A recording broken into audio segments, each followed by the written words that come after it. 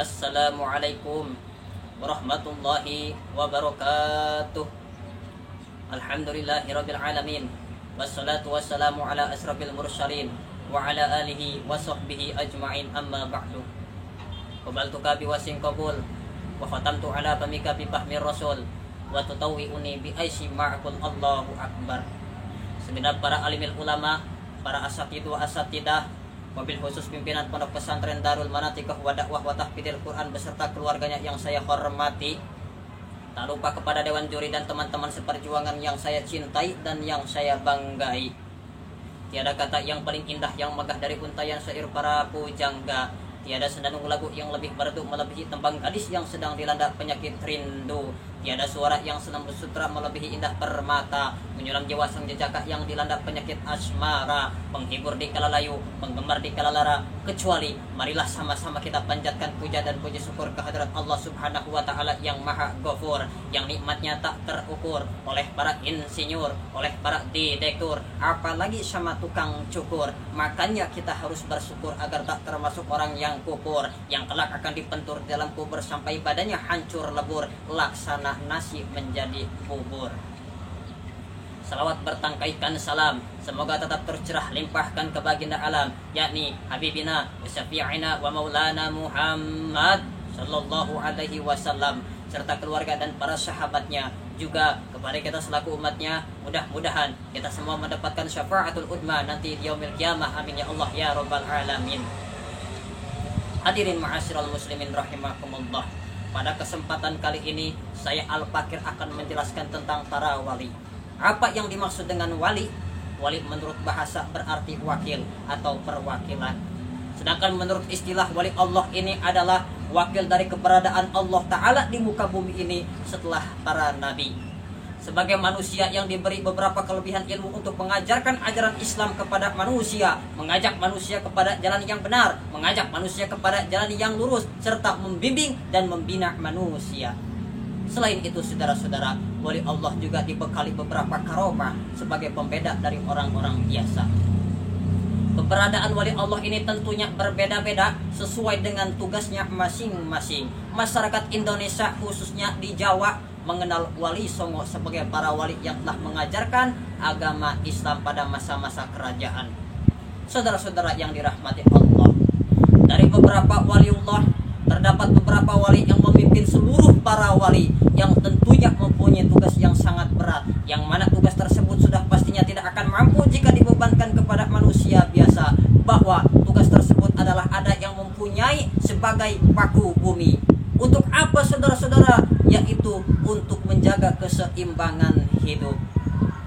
Sungguh tugas tersebut benar-benar di luar akal manusia, namun faktanya itu memang ada. Saudara-saudara yang dirahmati Allah, jumlah para wali ini ada 85 macam. Namun yang akan saya jelaskan hanya 3 wali dari tingkatan 9 wali ini. Yang pertama wali kutub Aqtab, yang kedua wali kutub Imamain, dan yang ketiga wali kutub Autan. Yang pertama wali kutub Aqtab. Apa yang dimaksud dengan wali kutub Aqtab ini? Wali ini memiliki kedudukan yang tertinggi di antara para waliullah lainnya. Wali Aqtab ini mempunyai dan memimpin seluruh para wali yang ada di alam semesta. Sedangkan saudara-saudara, jumlah wali Aqtab ini hanya ada 1 di bumi. Masih belum diketahui secara pasti keberadaan wali kutub ini di mana. Ada sebagian ulama yang berpendapat bahwa wali ini akan selalu berkunjung ke Baitullah di Mekah setiap tahunnya. Syekh Abdul Qadir Al-Jailani qaddasallahu sirrahu adalah salah satunya yang pernah mengemban tugas dari Allah Subhanahu wa Ta'ala sebagai wali kutub. Setelah beliau mendapatkan tugas tersebut, saudara-saudara, keberadaan beliau mulai dirahasiakan oleh Allah Ta'ala dengan jumlah yang hanya 1. Wali kutub ini akan digantikan dengan wali di bawahnya, yaitu wali Imamain. Yang kedua wali Imamain, yang dimana kedudukannya 1 tingkat di bawah wali kutub, dan tugasnya sebagai pembantu dan menggantikan kedudukan wali kutub ini jika telah wafat. Jumlah wali aimah ini ada 2 di muka bumi. Sedangkan salah satunya harus menggantikan wali kutub dengan petunjuk Allah Ta'ala melalui wali kutub tersebut. Adapun 2 wali ini, salah satu ada di sisi kanan dan sisi lain ada di sisi kirinya kutub. Yang ada di sisi kanan senantiasa memandang alam malakut dengan derajatnya yang lebih tinggi ketimbang kawannya yang ada di sisi kiri. Sedangkan saudara-saudara, yang di sisi kiri senantiasa memandang ke alam jagat semesta. Sosok yang di kanan kutub ini adalah badal dari kutub. Yang ketiga, saudara-saudara, wali autad. Apa yang dimaksud dengan wali autad ini? Yang dimana jumlahnya ada 4, yang berada di 4 penjuru mata angin dengan tugas menjaga wilayahnya masing-masing. Agar apa, saudara-saudara? Agar tetap seimbang di bumi ini. Sedangkan pusatnya ada di Baitullah. Menurut satu pendapat, keempat wali ini akan saling bertemu setiap tahunnya, tepatnya pada pelaksanaan haji. Di antara 4 wali autad ini terkadang ada juga yang wanita.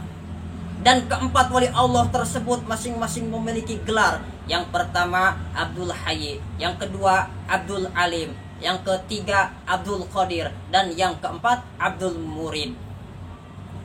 Di antara 4 wali ini masing-masing semuanya memiliki 8 amaliyah, yang dimana yang 4-nya amaliyah batiniyah, yang keempatnya juga amaliyah dohiriyah atau lahiriyah. Yang dimana amaliyah lahiriyah yaitu seperti banyak puasa, banyak salat malam, banyak pengutamaan, lebih mengutamakan yang wajib, kemudian mengutamakan yang sunnah, saudara-saudara. Dan dari yang keempat ini yaitu selalu memohon ampun sebelum fajar. Wali, sudah pangkatnya wali, tetapi selalu memohon ampun setiap harinya, yaitu pada sebelum fajar. Adapun yang bersifat batiniyah, yaitu diantaranya tawakal, tafwid, amanah, dan taslim. Dan dari mereka ada salah satu imam dan ia disebut sebagai kutubnya. Saudara-saudara yang dirahmati Allah, lalu bagaimana jika kita mengikuti seperti mereka? Apakah kita bisa? Al-Imam Al-Habib Muhammad Al-Habsyi berkata, ikuti mereka orang saleh, ikuti mereka para salaf, ambil amalan mereka sedikit-sedikit, pelan-pelan, sejengkal demi sejengkal, selangkah demi selangkah. Kita ikuti amalan mereka. Kalau kita mau mengikuti sepenuhnya, gak bakal bisa. Siapa yang bisa mengikuti amalan-amalan beliau? Siapa yang bisa mengikuti amalan para salaf? Bisa kamu mengikuti amalan beliau? Bisa kamu mengikuti amalannya Al-Imam Muqayyid Tsani Al-Habib Abdurrahman As-Segaf, umur 7 tahun menghatamkan Al-Quran dalam 1 rakaat salatnya. Al-Habib Abdurrahman As-Segaf 33 tahun tidak tidur siang hari, tidak juga malam hari, 33 tahun tidak tidur. Ditanya, ya Habib, kenapa kau tidak tidur? Apa jawab beliau? Bagaimana saya bisa tidur? Melihat ke kanan surga, melihat ke kiri neraka. Ada suatu ulama yang berpendapat melihat ke atas arasnya Allah Subhanahu wa ta'ala. Bisa kita ikuti Fakhrul Wujud Asy-Syaikh Abu Bakar bin Salim 40 tahun sholat subuh dengan wudu isya. Kalau kita apa? Biasanya santri sholat subuh pakai wudu duha. Tapi alhamdulillah santri sekarang mah enggak beda jauh. Rajin-rajin santri sekarang mah sholat duhanya pakai kunut. Saudara-saudara yang dirahmati Allah, Al-Habib Umar bin Jan bin Smith 16 tahun tidak pernah menempatkan punggungnya di suatu tempat benda apapun, yakni tidak pernah tidur. Al-Habib Abdullah bin Alwi Al-Haddad Sahibul Ratib umur 3 tahun terkena penyakit cacar, tetapi di umur 7 tahun hafal Al-Quran. Di umur 9 tahun hafal Kutubus Sittah, Bukhari, Muslim, Sunan Abi Daud, Tirmidzi, Ibnu Majah, dan Nasa'i. Saudara-saudara, apakah kita bisa mengikuti amalan-amalan beliau? Tetapi kita berusaha sedikit demi sedikit, selangkah demi selangkah. Meskipun sedikit, kita istiqomah. Karena jadilah orang yang menjaga istiqomah, bukan pencari karomah. Itulah yang dapat saya sampaikan. Billahi taufiq wal hidayah. Wassalamualaikum warahmatullahi wabarakatuh.